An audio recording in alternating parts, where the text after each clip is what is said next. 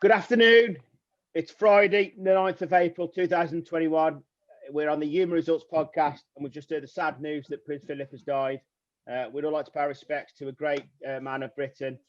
Alistair, he's brought a lot of traits to the UK that have perhaps been passed down, the working ethics, etc. So I'm sure you appreciate it, that he's brought to the UK.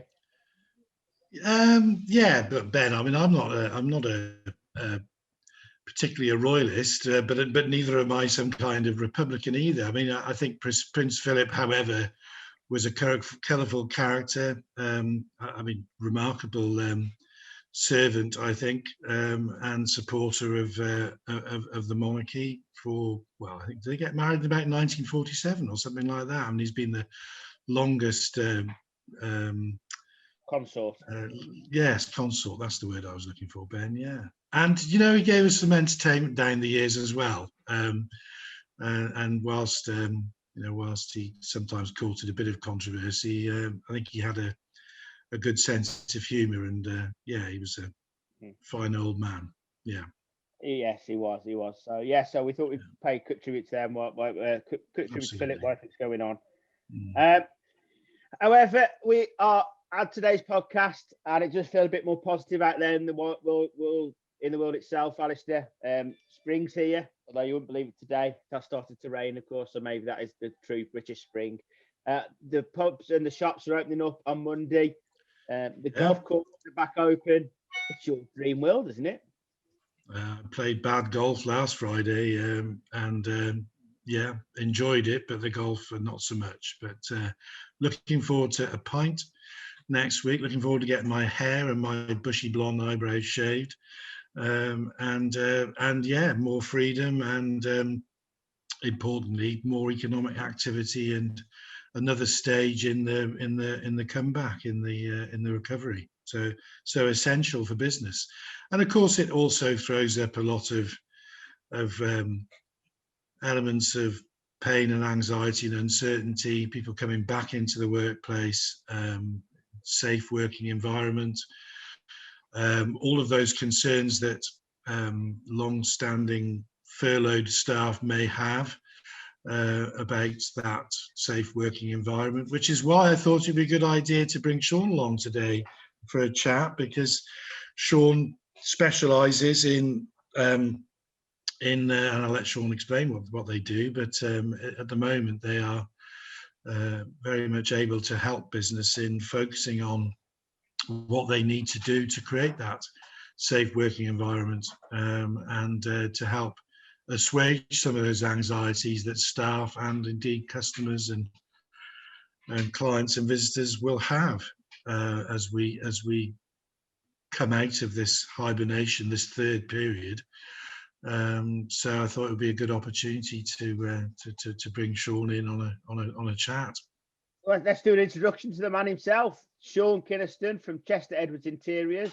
Now, Shaun, I've been doing a bit of research, obviously discussed with you pre-podcast. You sent me a blog saying preparing for the return, being looking after office interiors. Tell us what you mean.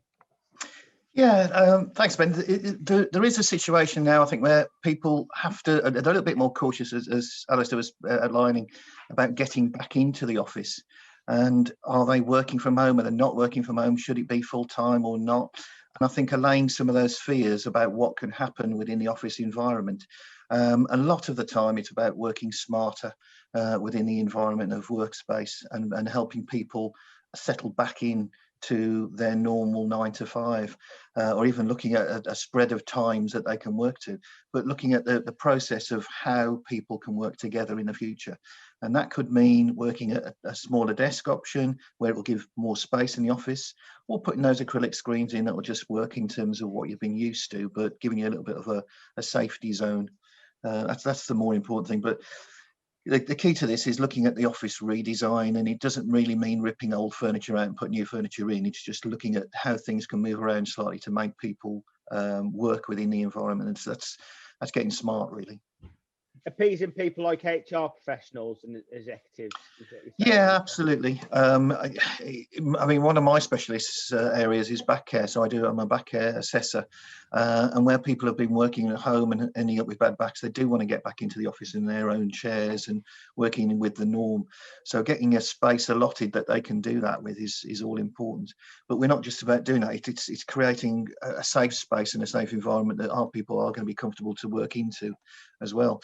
And the HR is a key point into that to make sure that the health and well-being is attained to at the same time. And Alistair, there's nothing more important than staff being happy at work, is there? And people like Shaun coming in and offering the professional service takes a headache away, doesn't it, for the likes of your good self? Oh, absolutely. Yeah, I think a lot of people will be keen to get back, but you have to be respectful of those that have anxieties. So you got to do what you can. We had this conversation last autumn, when we thought we were out of the worst of it then, about whether or not it would be appropriate for employers to force staff back. Obviously, the furlough scheme, the job retention scheme's been extended a couple of times. But after the 21st of June, at the moment, employers, on the face of it, can require employees very much to be back. But what happens if employees are still reluctant to come back, and we still might not have complete vaccination? We still might not be able to point to herd immunity, and also I think we all know that COVID is going to be with us in various variations. Variants are going to develop, and it's going to be coming back every year, hopefully in a managed way, in much the way that flu jabs and things have been. But people are going to continue getting ill with it, and sadly some will continue to die with it. And I think it's going to be a difficult one for employers to force employees back, unless and until they can actually show that they have done all that they reasonably can be expected to do to provide that safe working environment, and that it's a requirement of the job. So, it's not just about assuaging employees' anxieties. That's the start of it. But from an employer's perspective, it's also managing your own risk in ensuring you provide that safe environment. And we start with pints outdoors next week. Some of us do. But obviously the hairdressers, the beauticians, we're all heading towards opening up, and steps have to be taken gradually, and employers have to take it seriously. I mean, there's been studies recently. I think the TUC just came out with a report this week that said that there was something like at least 29% of employers are still not providing any real evidence of following the rules. That's got to change. That's not good enough. We have to follow the rules, and we have to take advice, from people like Shaun as well as from people like me, and making sure that your office, your pub, your restaurant, and I know Shaun's a lot of Shaun's work has been in the restaurant industry as well. It's not just office environment. You've got to make sure that you're not just paying lip service to the social distancing rules. Shaun, I think that's a great time to bring yourself back in, Shaun. The biggest thing there was rules. Now, I'm sure the office interior design rule previously was get as many staff in as we can to make it a productive department in a reasonable space. Tell us now how things have changed and how you're adjusting your interior ideas, and how it's taking you forward as a designer, because obviously you've used the traditional ways of setting offices up, but obviously that's had to change now, hasn't it? In restaurants, for example, and other workplaces.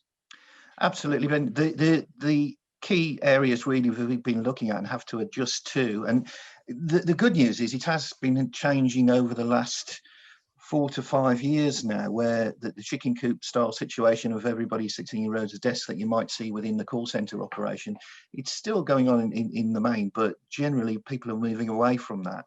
where the flexibility of working with laptops and moving around.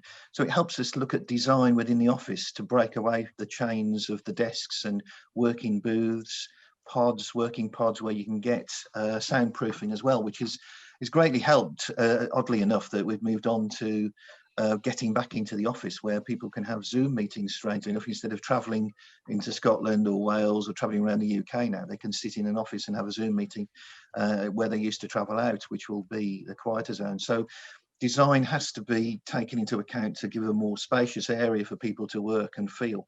And we're starting to look at the cafe areas for inspiration now, where people are feeling a little bit more relaxed to be working in those sort of spaces. So it's more of a home from home, where they don't feel as if they're chained to a desk all the time.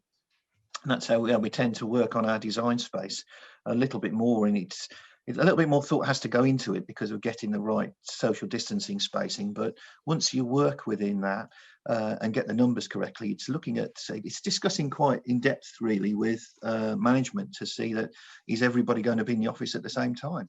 Are we going to be looking at numbers where it's only a 60-40 split to what's used to be in the office, and then you can play with that space accordingly and make it more of a comfort zone really for people to understand that they can come in and work in a safe space. Yeah, and of course the biggest key is cost, Shaun. Now we've had some really, and I know you're dying to jump in here because you've had some really good news regarding this and the budget, haven't you? Because there's no doubt that obviously businesses moving forward, this is a costly exercise, even though it's safety. And what we don't want businesses to do is to cut down on that cost, do we? And there's a really valid reason for that as well now. So do you want to get through that as well, Shaun?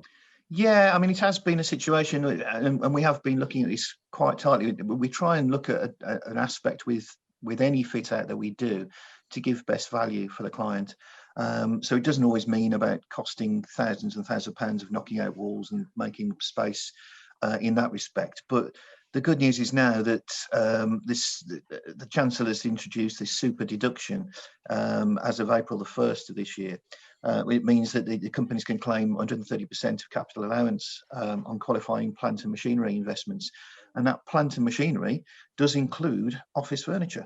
So your desks and your chairs, your filing cabinets, your spatial awareness can all be included within that capital deduction. So it allows you to look at what you're currently using for the space, and you may well be using an old J-shape desk and going into straight desks now where you just need a laptop on there or a flat screen monitor to work on and a smaller desk space. So getting rid of the old style desks and moving into the norm, there is some tax relief on the back of that. So you can claim up to 25p in the pound, and there will be a situation where we can help within budgeting, and people can go out there and actually spend some money now.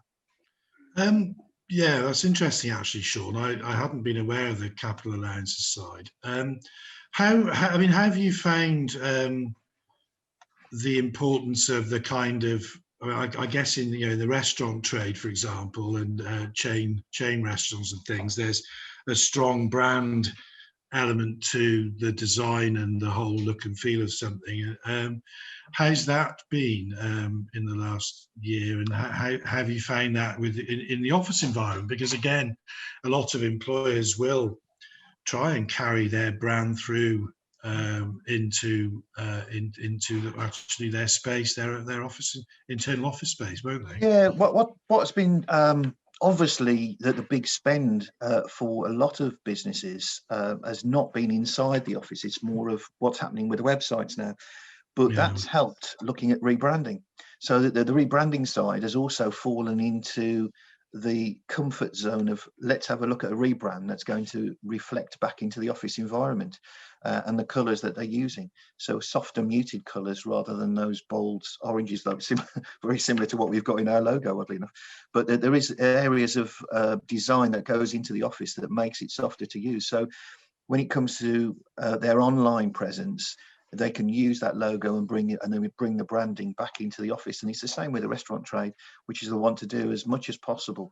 But where we've had clients where the back of the graphics that's being used in the back of the offices is just as important now, because it's been included in Zoom meetings.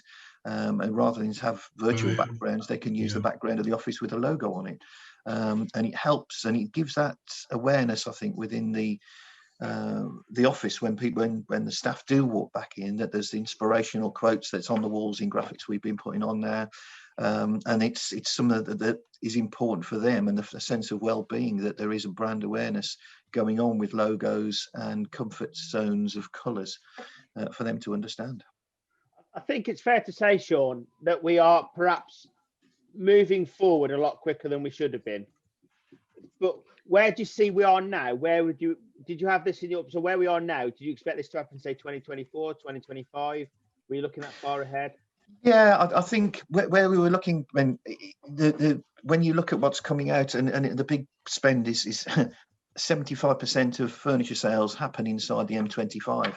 So the likes of feeding into the Midlands and the North, it bleeds very slowly, but it's starting to happen now. Certainly I've seen it in the centre of Birmingham, where they've understood about redesigning the office environment to make it more welcoming and softer work zones.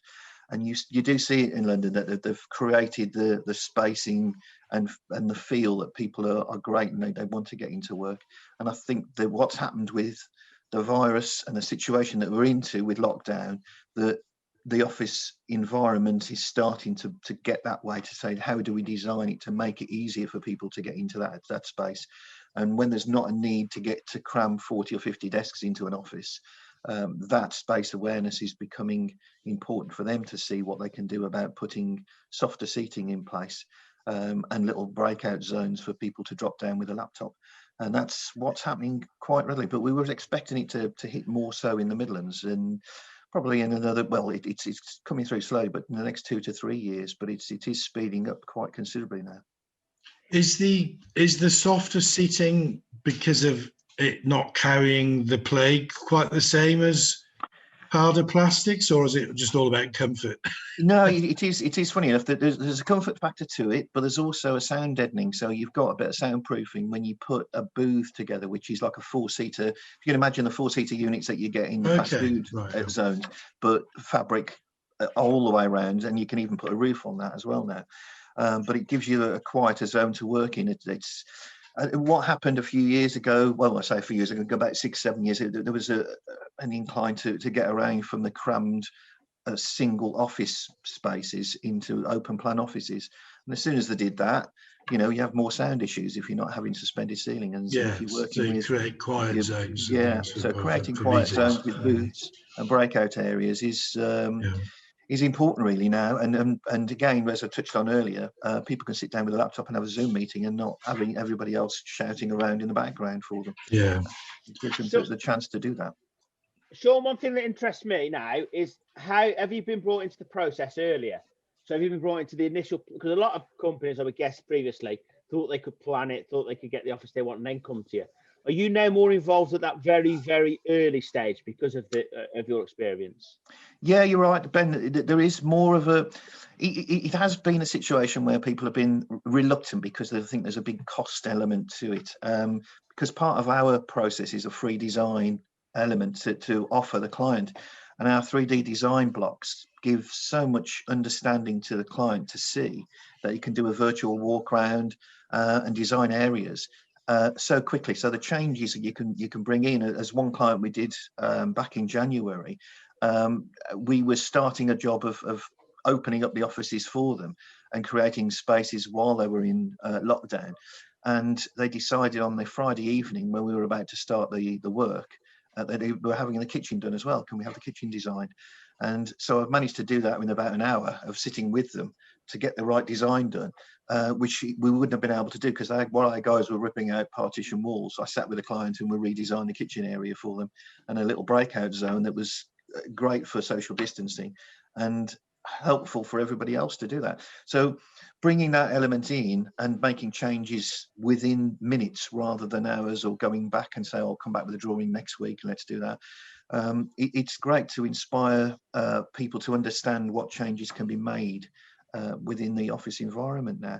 And it's only something of an understanding that creating those zones, as we was talking about, which could be a breakout zone, it could be a coffee area, and again the printing services, rather than having to print it at the end of the desk, to making people get up and walk around, which is a well-being operation. And you're getting somebody to actually move away from their desk within minutes Yeah. is all important for health and well-being within the workplace. And it's creating that space and understanding that you're talking to managers to understand how it can work within their office environment, not just plugging a printer at the end of your desk and nobody moves. And Alistair, I guess you need to be really involved at that early stage, because there's nothing where, because once it's done, it's done. And if it's not right, and one of the staff comes to complain about their situation, it's going to cost a lot of money again, isn't it? So you really need to be involved at the setup stage. Potentially, Ben. Yeah. We usually have a view if we're asked. Yeah. You do get situations where, again, one client I had a few years ago where they were quite adamant they wanted white desking. 150 white desks went out there, and they had a lot of light pollution and fusion on the desks, so it was causing a few problems for staff. Reflecting, and they decided they had to change it to grey. And thankfully it was their push on wanting white rather than my suggestion that made the change, so it was their loss, unfortunately. So we take all that into account when we look at colours and what's happening with particular areas, what's coming in with light, and now the important thing of air as well, that's airflow within the office environment, that you've got to make sure you're in the right position and right places to put people sitting, and making sure that, the old style of, can I sit by a window or sit by a radiator, because you only get one choice. So it's looking at how that works within airflow as within the offices as well now, which is all important. We'll never go back either, will we, Shaun? It'll always be no same. I think it's always important, it's very important not to look back, because it's progress. It's the same with infrastructure that we're putting in now with the environment. Computers move on, people move on, and it is important to embrace the future, and technology is part of that, and how we work and work smarter. So there's a situation where you could come in for a meeting, a physical meeting, albeit socially distanced now, safely, rather than the Zoom meetings, but still have a Zoom meeting with somebody else on the other side of the world later on within the office group. And it is important to embrace that rather than try and fight it, because it's all important to move forward. And what about the ventilation issues, Shaun, that you're finding?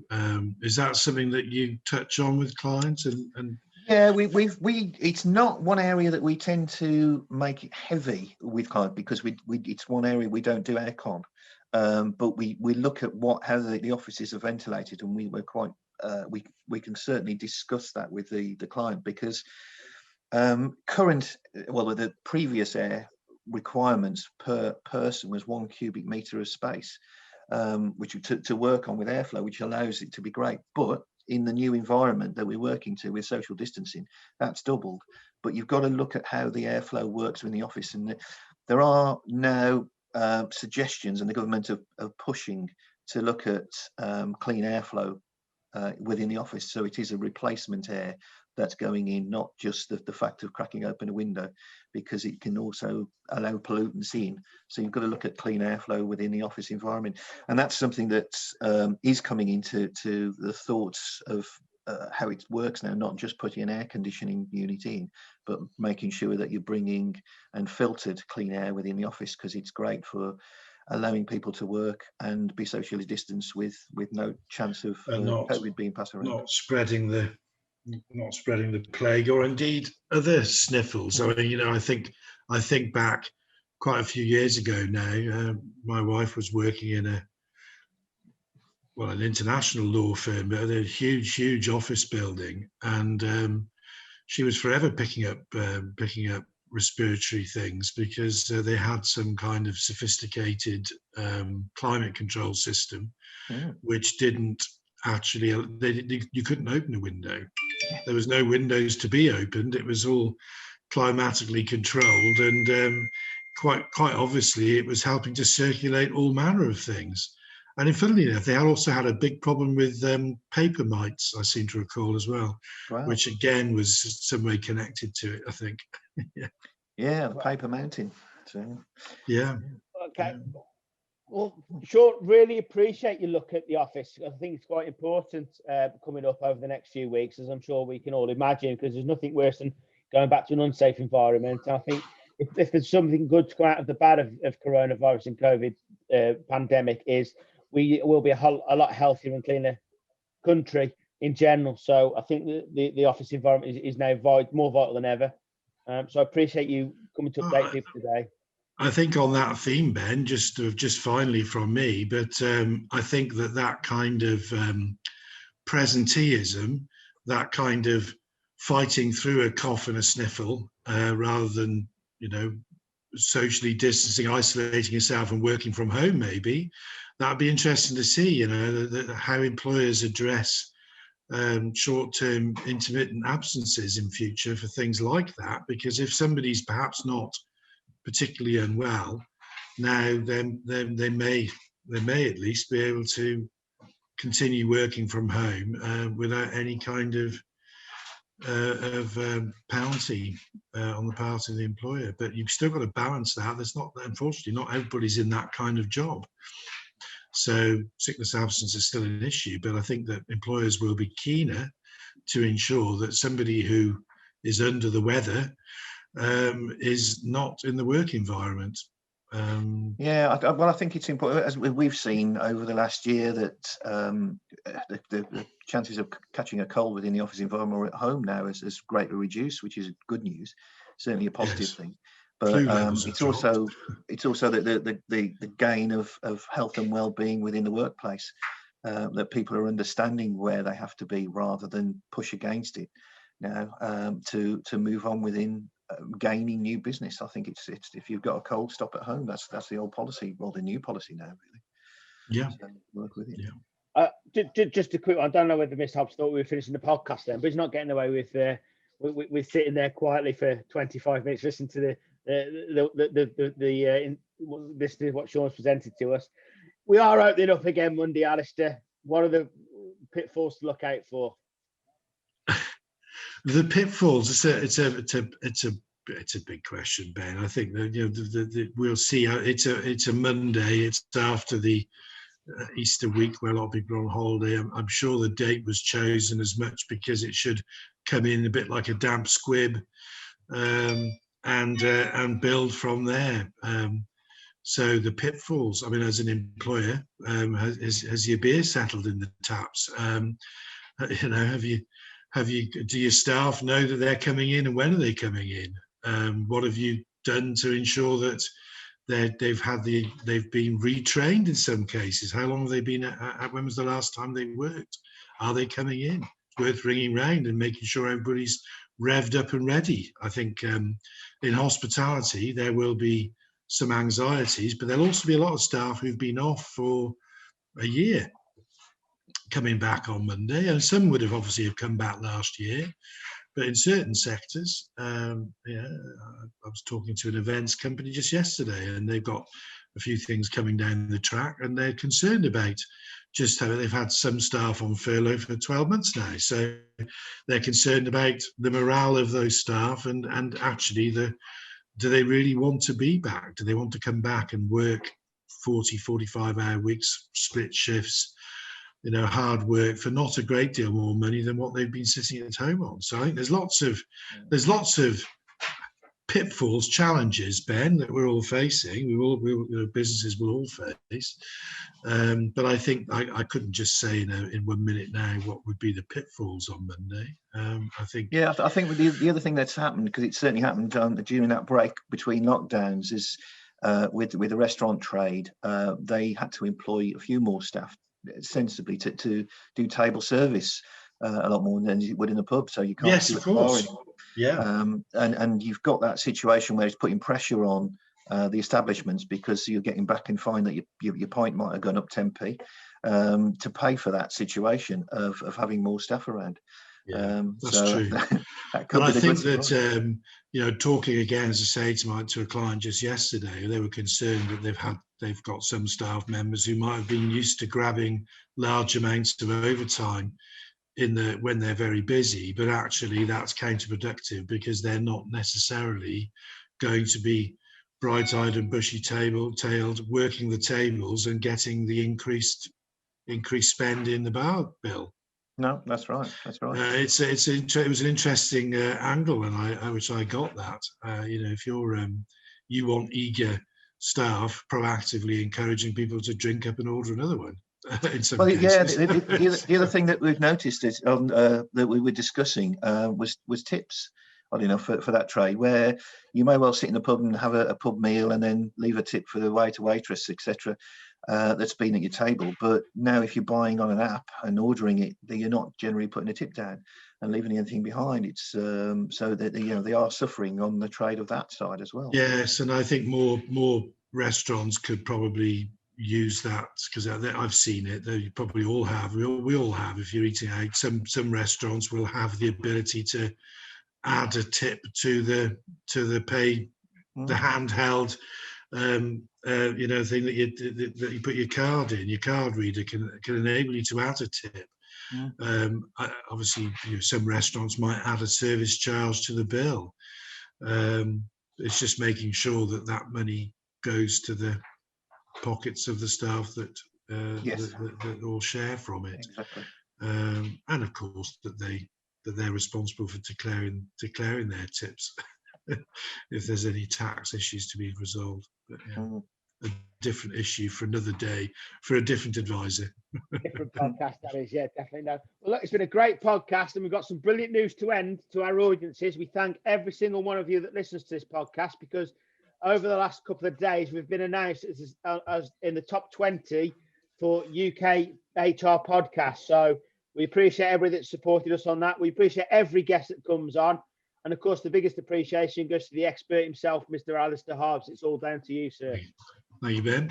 And thanks for your support. No problem. As always, thank you very much. If you do need either Shaun or Alistair, please do contact them.